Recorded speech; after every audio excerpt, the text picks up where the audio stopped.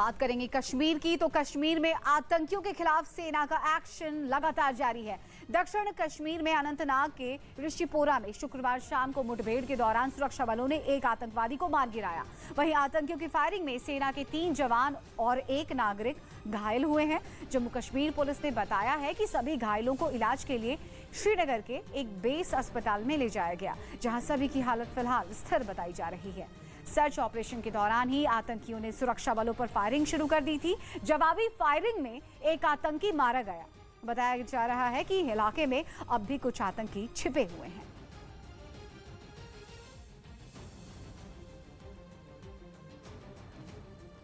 यहां आपको यह बता दें कि कश्मीर में सुरक्षा पर गृह मंत्री अमित शाह की अगुवाई में बड़ी बैठक हुई। केंद्रीय गृह मंत्री ने कड़ा रुख अख्तियार करते हुए कहा है कि कश्मीरी हो या फिर नॉन कश्मीरी, सुरक्षा के कड़े बंदोबस्त किए जाएं, स्थानीय लेवल पर खुफिया और सुरक्षा दायरा और बढ़ाया जाए, आतंक फैलाने वाले लोगों से सख्ती से निपटा जाए, किसी भी कीमत पर बख्शा ना जाए।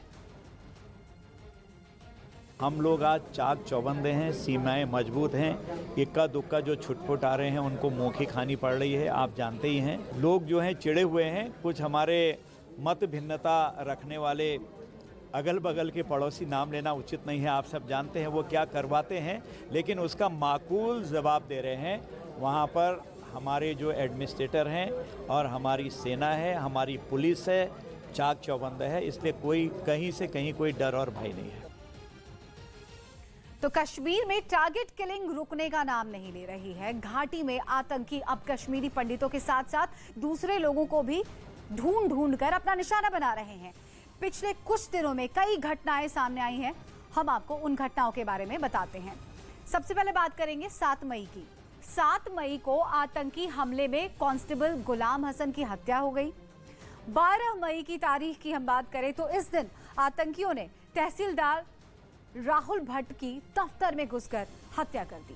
13 मई को आतंकियों ने कांस्टेबल रियाज अहमद ठोकर को अपना निशाना बनाया, उनका कत्ल कर दिया। 24 मई को आतंकियों ने कांस्टेबल की हत्या कर दी। इस घटना में पुलिसकर्मी की 7 साल की बेटी भी जख्मी हुई। अगर हम बात करें 25 मई की, तो इस तारीख को आतंकियों ने एक घर में घुसकर कश्मीरी टीवी एक्ट्रेस अमरीन भट्ट की गोली मारकर हत्या कर दी। 31 मई को आतंकियों ने एक हिंदू टीचर रजनी बाला को अपना निशाना बनाया, उनका कत्ल कर दिया। 2 जून की बात करें तो इस तारीख को आतंकियों ने कुलगाम जिले में बैंक मैनेजर की दफ्तर में घुसकर आतंकवादी ने यहां पर हत्या की। 2 जून की बात करें तो आतंकियों ने एक मजदूर को अपना निशाना बनाया, उनकी हत्या की, जबकि एक मजदूर घायल भी हुआ। और 3 जून यानी कल ही शोपिया में आतंकियों ने 2 मजदूरों पर ग्रेनेड अटैक किया। दोनों मजदूर जख्मी हुए, उनका इलाज फिलहाल चल रहा है। कश्मीर में गृह मंत्री ने कड़ी सुरक्षा के निर्देश दिए। कश्मीर के सुरक्षा हालात पर दिल्ली में गृह मंत्री अमित शाह की अगुवाई में एक बैठक हुई, जिसमें जम्मू कश्मीर के उपराज्यपाल मनोज सिन्हा, एनएसए अजीत डोभाल और खुफिया विभाग के प्रमुख शामिल रहे। इस दौरान गृह मंत्री ने वहां की खुफिया एजेंसियों को और अलर्ट रहने और सुरक्षा बढ़ाने के निर्देश दिए। पंजाब में आम आदमी पार्टी ने संगरूर लोकसभा सीट पर होने वाले उपचुनाव के लिए संगरूर जिले के पार्टी प्रभारी गुरमेल सिंह को उम्मीदवार बनाया। ये सीट सीएम भगवंत मान के इस्तीफे के बाद खाली हुई थी और इस पर 23 जून को मतदान होगा। यूपी के मथुरा में प्रशासन ने सरकारी जमीन से अवैध कब्जा हटवाने के लिए बुलडोजर चला दिया। महायुद्ध से जुड़ी हुई एक और बड़ी खबर आ रही है। यूक्रेन की सेना रूस पर रॉकेट लॉन्चर से ताबड़तोड़ हमले कर रही है। यह वीडियो जंग के मैदान से आया है। यूक्रेनी सेना ने रॉकेट से एक के बाद एक कई हमले किए। यह हमला इतना भयावह था, भयंकर था कि चारों तरफ धुआं ही धुआं छा गया। हालांकि ये पता नहीं चल पाया है कि इससे सामने वाली सेना को कितना नुकसान पहुंचा है।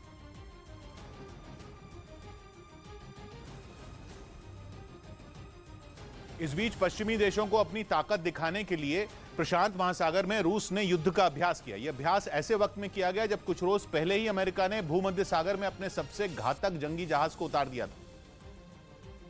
और ऐसा करके अमेरिका ने रूस को यह चेतावनी देने की कोशिश की थी कि अगर उसने नेटो देशों को जंग में घसीटने की कोशिश की तो वो चुप नहीं बैठेगा। इसीलिए उसने भूमध्य सागर में फ्रांस और इटली के साथ चल रहे सैन्य अभ्यास में अपने सबसे घातक और ताकतवर जंगी जहाज यूएसएस हैरी एस ट्रूमन को उतार दिया था। हालांकि अमेरिका पहले ही ये कह चुका है कि उसकी सेना यूक्रेन में जंग का हिस्सा नहीं बनेगी, लेकिन उसने ये चेतावनी भी दी है कि अगर नेटो देशों पर आंच आई तो रूस को बेहद गंभीर परिणाम भुगतने होंगे। अमेरिकी aircraft carrier USS Harry S Truman का एक वीडियो भी सामने आया था, जिसमें एक के बाद एक कई लड़ाकू विमान युद्धपोत के रनवे से उड़ान भरते और फिर उस पर सुरक्षित तरीके से उतरते नजर आए थे। और इस सैन्य अभ्यास के दौरान अमेरिकी एयरक्राफ्ट कैरियर से कई घातक मिसाइलें भी छोड़ी गई थी। उस वक्त यह दावा किया गया था कि अमेरिका के इस कदम से, या यूं कहें कि इस सैन्य अभ्यास के दम पर, पश्चिमी देश रूस को चुप करा देंगे। लेकिन ऐसा हुआ नहीं, क्योंकि अमेरिकी aircraft carrier USS Harry S Truman को समंदर में उतारने के कुछ रोज बाद ही रूस ने प्रशांत महासागर में युद्ध का अभ्यास शुरू कर दिया। रूस की इस मिलिट्री ड्रिल को अमेरिका, इटली और फ्रांस के सैन्य अभ्यास के जवाब के तौर पर देखा जा रहा है, जो करीब 3 महीने से भूमध्य सागर में चल रहा है। मतलब ये कि रूस नेटो देशों के सामने किसी भी कीमत पर झुकने को तैयार नहीं है, और इसीलिए उसने समंदर में नौसेना का अभ्यास शुरू करके एक बार फिर पश्चिमी देशों को अपनी ताकत का एहसास कराया। इसका एक वीडियो भी रूस की तरफ से जारी किया गया, जिसमें रूसी सेना के कई युद्धपोत समंदर का सीना चीरते हुए तेजी से आगे बढ़ते दिखे। इस दौरान दुश्मन को टारगेट कर जंगी जहाज से ताबड़तोड़ गोले भी दागे गए। रूस की तरफ से जानकारी दी गई कि इस मिलिट्री ड्रिल में 40 से ज्यादा युद्धपोत और 20 लड़ाकू विमान शामिल हैं। यही नहीं, इस सैन्य अभ्यास में पनडुब्बियों को शामिल किया गया है, जो समंदर में 10 जून तक जंग लड़ने और दुश्मनों को ढेर करने का अभ्यास करेंगे। कानपुर हिंसा मामले पर सीएम योगी ने सख्ती दिखाई है। यूपी के मुख्यमंत्री योगी आदित्यनाथ ने कानपुर हिंसा मामले पर अधिकारियों को ये निर्देश दिया कि वो माहौल बिगाड़ने वालों से सख्ती से निपटे। सीएम ने वीडियो कॉन्फ्रेंसिंग के जरिए राज्य की कानून व्यवस्था की समीक्षा की। कानपुर में जिस इलाके में 2 पक्षों के बीच भिड़ंत हुई, उसे छावनी में तब्दील कर दिया गया। साथ ही पुलिस ने पूरे इलाके में फ्लैग मार्च निकाला। इस मामले में पुलिस सीसीटीवी फुटेज और वायरल वीडियो के आधार पर आरोपियों की पहचान में जुटी है, ताकि उनके खिलाफ केस दर्ज किया जा सके। जांच के लिए पुलिस कमिश्नर की अगुवाई में 10 टीमें भी बनाई गई हैं। खबर है कि रूस और यूक्रेन जंग के बीच दुनिया भर में हथियारों की मांग बढ़ गई। दावा है कि रक्षा से जुड़े हथियार और दूसरे उपकरण बनाने वाली अमेरिकी कंपनी बोइंग और लॉकहीड मार्टिन से कई देश हथियारों का सौदा कर रहे हैं। और इसी कड़ी में जर्मनी ने भी बोइंग के साथ CH-47 चिनूक हेलीकॉप्टर को खरीदने का सौदा किया। बताया गया कि इसके अलावा भी दोनों के बीच कई लड़ाकू विमानों की खरीदारी पर बातचीत चल रही है। खबर है कि जर्मनी ने बोइंग से 60 चिनूक हेलीकॉप्टरों को खरीदने की डील की है। बताया गया कि जर्मनी अब अपनी सेना को मजबूत करने के लिए 107 अरब डॉलर खर्च करेगा, जो भारतीय रुपयों में करीब 8.25 लाख करोड़ रुपए हैं। दावा है कि जर्मनी ने 2020 में भी बोइंग और लॉकहीड के साथ कई सौदे किए थे, लेकिन बाद में उसने डील को महंगा बताकर रद्द कर दिया था। लेकिन अब जब रूस और यूक्रेन के बीच जंग चल रही है, तो जर्मनी ने फिर बोइंग के साथ लड़ाकू विमान और दूसरे हथियारों का सौदा करना शुरू कर दिया है, ताकि वो अपनी सेना की ताकत को और बढ़ा सके। यही नहीं, दुनिया के दूसरे देश भी अपनी सैन्य ताकत को बढ़ाने में जुट गए हैं। दावा है कि कई देश बोइंग और लॉकहीड मार्टिन के साथ लड़ाकू विमानों और हथियारों के लिए लगातार बात कर रहे हैं। कहा जा रहा है कि कुछ देश चाहते हैं कि जंग लंबी चले, ताकि इसकी आड़ में हथियारों का कारोबार जमकर हो।